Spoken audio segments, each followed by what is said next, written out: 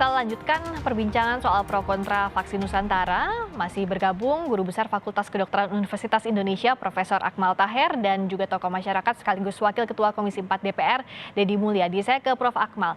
Jadi kalau tadi Kang Deddy sebelumnya menjelaskan bahwa relawan ini tergerak untuk ikut dalam uji klinis vaksin Nusantara karena basisnya trust atau kepercayaan terhadap Dokter Terawan. Nah, Prof. Akmal melihatnya seperti apa? Ini kan sama-sama dokter juga tadi yang melakukannya, Dokter Terawan. Tapi apa sih sebenarnya yang dikritisi yang harusnya dilakukan? Jadi kalau memang memakai ilmu kedokteran, yang dipakai itu adalah metodologi yang diakui, juga bukan diakui kalangan dokter, diakui oleh negara. Dalam di Badan POM itu kan pemerintah mewakili negara untuk menjaga masyarakatnya supaya aman gitu, obat yang aman.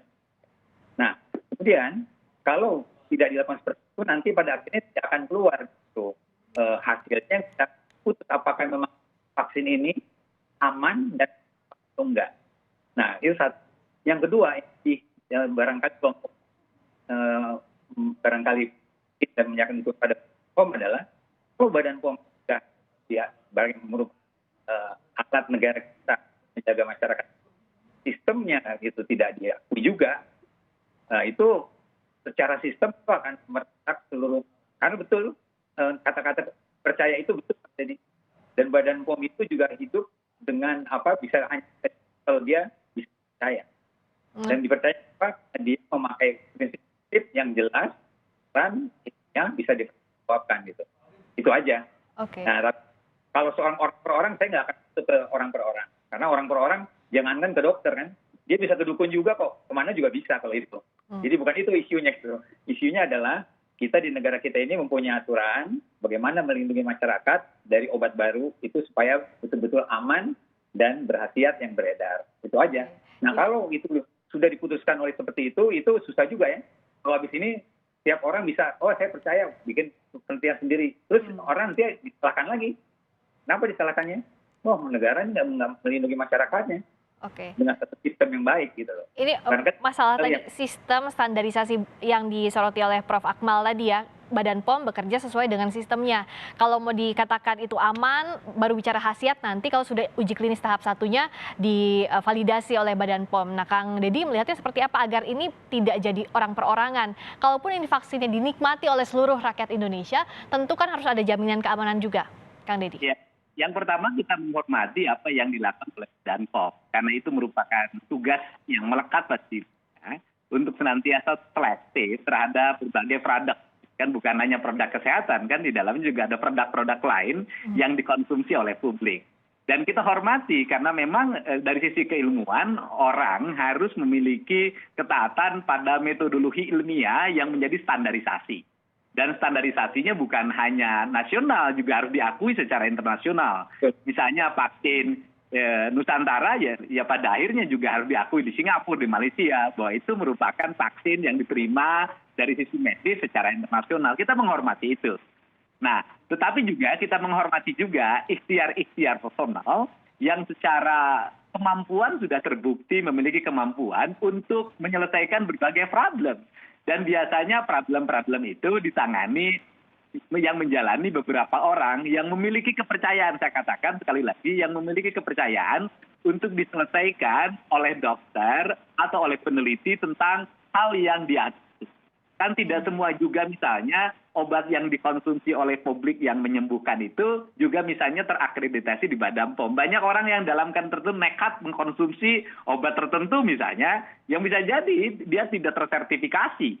Tetapi faktanya misalnya kayak herbal bisa menyembuhkan, ini salah satu fakta ya yang saya melihat sendiri kok, karena setiap hari saya bergulat dengan orang yang perlu saya bantu, saya tolong. Nah kemudian yang berikutnya adalah bagaimana agar gitu loh kan, agar apa yang menjadi produk vaksin, calon vaksin menurut Profesor itu kemudian nanti memiliki manfaat bagi publik dan diakui.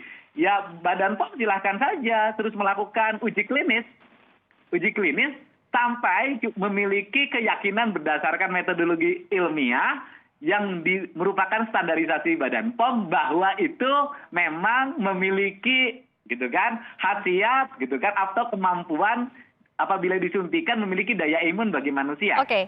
Nah, Misalnya, saya katakan Dokter Terawan sendiri ketika kita mengajukan vaksin, dia selalu begini, kalimatnya adalah, ini belum diuji klinis, bagaimana? Gitu loh. Itu kan dia menyampaikan bahwa ini belum diuji klinis, bagaimana. Tetapi ketika orang mengatakan, oh udah nggak ada masalah, atau itu menjadi resiko saya, ya itu adalah resiko yang ditanggung pada setiap orang. Jadi menurut saya dalam bahas ini posisi saya seperti itu. Oke, Prof. Akmal, melihat stepnya yang berjalan seperti ini? Jadi betul kalau dari segi orang per orang bisa seperti itu, Kang Deddy.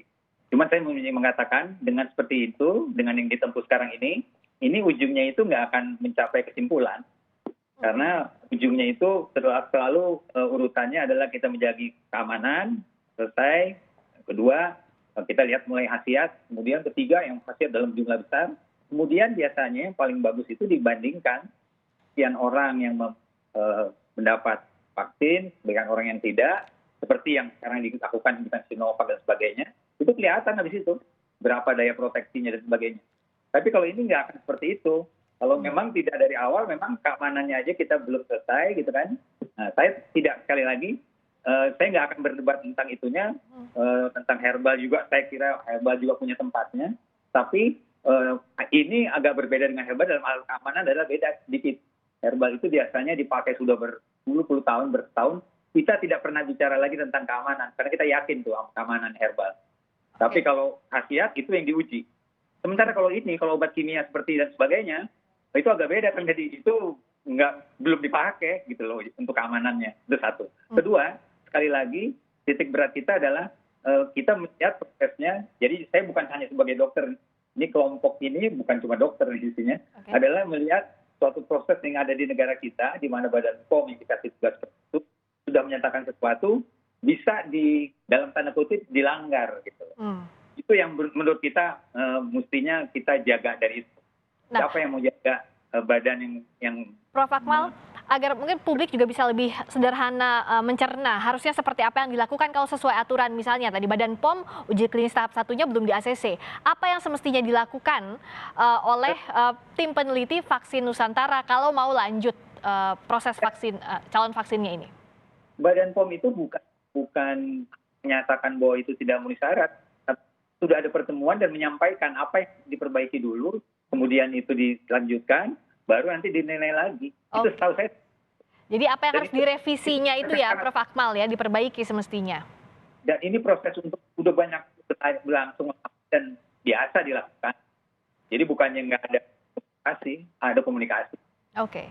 Nah, itu yang jadi masalah. Jangan sampai prosedur seperti yang sudah jadi baku dan sebagainya itu dilanggar gitu loh. Oke. Itu aja. Kalau barangkali itu.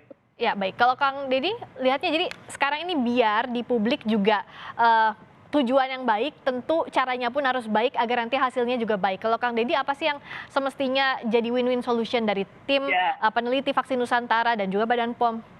Win-win solutionnya adalah bahwa kalau tadi dikatakan aspek-aspek kekurangan yang belum terpenuhi sesuai standarisasi Badan POM, ya vaksin ya penuhin. Karena kan Badan POM memiliki kemampuan untuk menjaga regulasi kalau itu digunakan oleh publik secara luas. Saya katakan digunakan oleh publik secara luas gitu loh. Nah, sedangkan mereka yang memiliki keyakinan yang bersifat personality terhadap Dokter Terawan, kan Dokter Terawan ini kan pasiennya banyak dan pasiennya banyak dan pasiennya juga kan kelas menengah kebanyakan gitu loh. Pasiennya kan kelas menengah. Kemudian akan melakukan vaksin, mempercayai Dokter Terawan sebagai orang yang menciptakan vaksin dan memberikan vaksin pada dia, yaitu juga hak setiap orang. Atau misalnya ketika nanti menjadi resiko, ya resiko orang yang memiliki keyakinan itu dan berobat itu. Karena setiap pengobatan pasti ada resikonya. Oke. Jadi kalau trust, kata Kang Deddy tadi ya itu keyakinan masing-masing relawan, tapi kalau kata Prof. Akmal, untuk berlaku sebagai vaksin yang bisa diterapkan ke seluruh masyarakat harus sesuai dengan standarisasi yang berlaku kalau di negara kita Badan POM. Baik. Kalau kita hormatin itu, kekurangan-kekurangannya dipenuhi, kemudian sampai nanti pada ujung uji klinisnya seperti apa, itu hak Badan POM. Baik, terima kasih Kang Deddy Mulyadi, terima kasih juga Prof. Akmal Taher telah bergabung di Kompas Petang kali ini.